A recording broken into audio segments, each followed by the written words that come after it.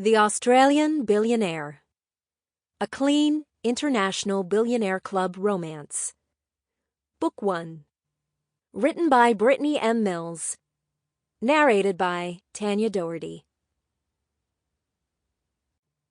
Chapter 1.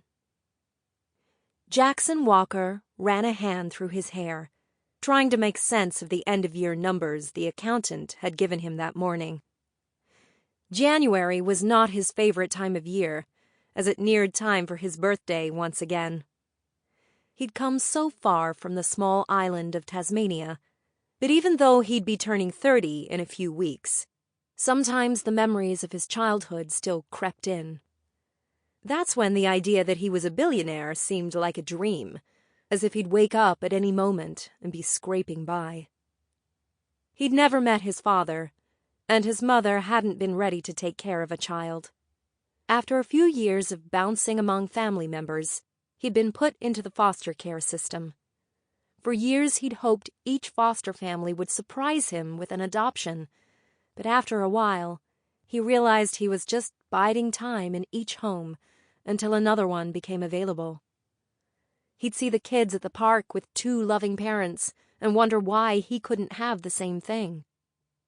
And now he was too busy to consider having a family, or even start by finding the right woman. He thought that having money would be the ultimate success of his life, proving to many that he'd been able to make something out of nothing. But when it came to people, especially women, he found that they were more attracted to his wealth than his personality. Rubbing at his eyes, he focused on the numbers again, hoping to sort them all out in his mind. He was a people person, able to negotiate with some of the most difficult people and end up friends with them later, but numbers always took longer to sink in.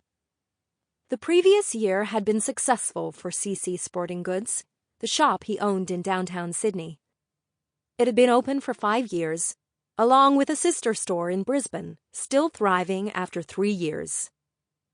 A text dinged from his phone, and he turned it over, grinning to see it was one of his good friends and frat brothers, Roman Hamilton.